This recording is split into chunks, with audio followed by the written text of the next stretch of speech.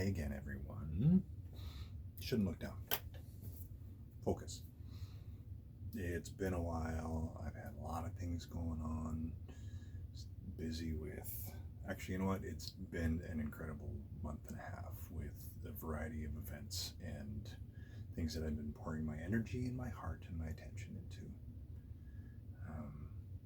Just really special events, and I'll touch on all of them. But, yeah, there was super quick. Oh, this is falling again. Why is it falling? We are live. Well, not live. Gonna fall again? We'll see. Yeah, songwriting weekend up at Ness Creek happened at the beginning of May. I was asked to record everyone. It's already a special event, an incredible event to be associated with and attend and to write with people. But I got to bring my recording rig out and set up a space for everyone to walk into after they'd just written a brand new song. And there were people there that had not recorded before, and it's all live and off the floor. And we have gave them an opportunity, set up mics around them as a group, and gave them an opportunity to just 3 or 4 passes of the brand new song that they literally had just finished writing, anywhere from 15 minutes to an hour ago. And we go, and then while they are recording it, I kind of set up a mix or set up just some sound positioning stuff for them to listen back, and the faces, the look on their faces when they hear their song on playback, because I want them to hear it. I want them to make sure it feels okay and sounds okay and delivers what they intended it to deliver when they wrote it.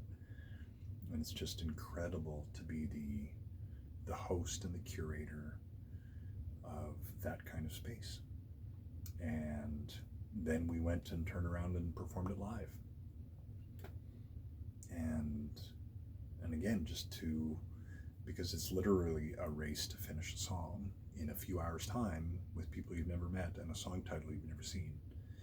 It really just cements your intuition and allows you to trust that whatever happens, you can figure it out and you can make it work. And then to have a record of it is just incredible.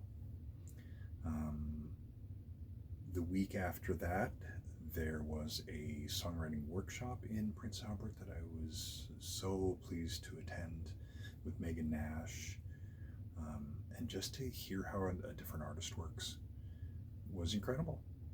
She had us do, and it wasn't sneaky. She forgot to mention that the opportunity would be there for us to share what we took 6 minutes to write, but she forgot to mention that, which I already said. But what that does, forgetting to mention that, is that actually offers you the chance to just put down what you really feel. She read off the poem. Is it Mary Oliver? Wild Geese? And one of the lines that really struck me was, "Let the soft underbelly of your being love what it loves." And just so thoroughly struck me because, I've had some incredible experiences over a large number of years, and paying attention the way that I do and wanting to learn and convey things the way that I do. And I love what I love. And what that means is that I may not always love playing, or I may not always love getting together with other musicians and doing a gig. What I love is the craft. What I love is making things work. What I love is figuring out an arrangement. What I love is crafting the emotional impact of whether I'm playing live or I'm recording or I am collaborating on a song that is not yet created. I love it. Love it. Love it, love it, love it. And that was just a really powerful event to have attended and been a part of. Thud. And for those of you who may not know me, there's a drum teacher who lives about 90 minutes in a larger city from where I live, who hires a house band to play with his drum students every year. That's the year-end recital. And then he sells out a venue, and we put on a show, and it's just an incredible event. As the bass player, it's 25, 30 songs with 25 or 30 different drummers. And there's a lot of work going on in the engine room where I live. But my job is to follow them and to help them feel comfortable and to make everything sound the way that it should. And I have played every style you can imagine. I tell people I've played everything from Miranda Lambert to Rush to Rick Astley and heavy metal Star Wars. And I love it. And I love how it all works. I played the end of the movie Whiplash. I played the Caravan as a trio. The big drum solo at the end, we did that, but as a trio. And quick story, the piano player was out of the country during rehearsal. His flight landed during the first half of the show. We caught up at the half, like at the intermission, and said, hey, how's it going? Changed a couple of notes, exchanged a couple of notes, and went out and played it once. And it was incredible. And I love, love, love, love moments like that, because I have learned to trust my ability to make things work, and trust my intuition, and trust that the work and attention that I put into what I do will pay off. Yeah. And what's funny is that isn't what I was going to initially talk about. I was going to catch up. And I was going to talk about the power of words. And I want to say in the last 4 years, I have become really, really aware with how I speak to myself. And I struggle with it all the time, all of the time.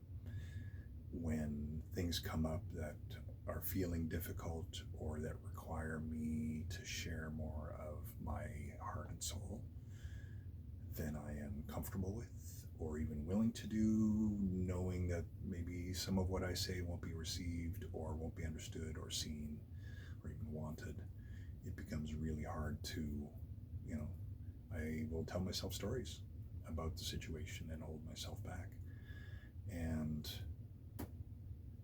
But through these experiences and writing and holding space for people to express the words that they need to say through fear and through hesitation and just, being afraid to be vulnerable. That's really what it comes down to, is this willingness to be vulnerable. Which is why, this is going to be the only pass I do of this video. Because whatever happens, whatever I feel, I trust enough to come out in the way it was meant to.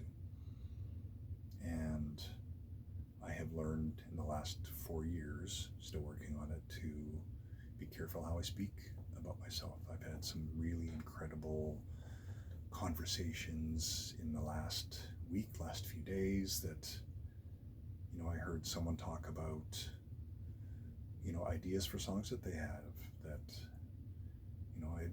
I quote unquote, I had these, silly, stupid little songs that rang through, and it's like, even just that,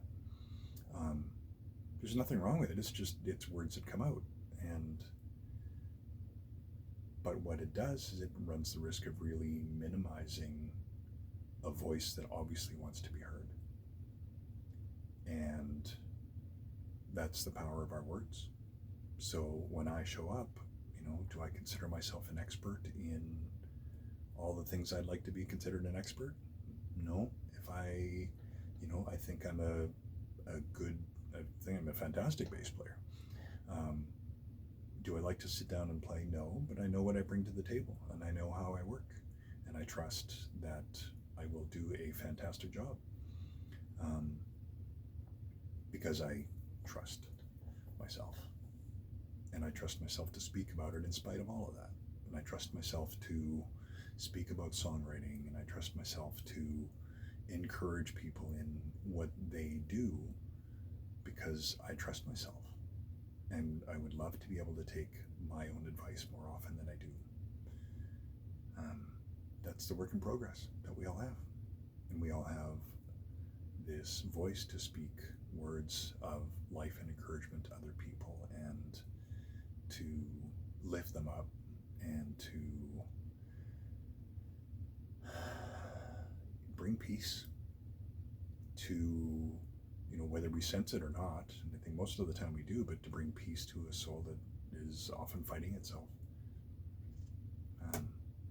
So yeah, I guess getting around to it, the power of words is to just be aware of how you are speaking to yourself about yourself, and then measure it against how you encourage other people to create and be and express and live how they are obviously wanting to, but carrying fear. And then offer yourself the same grace to be afraid, and to step in and to speak what genuinely moves you. And here I am attempting to do just that. Thank you for watching again. Talk soon.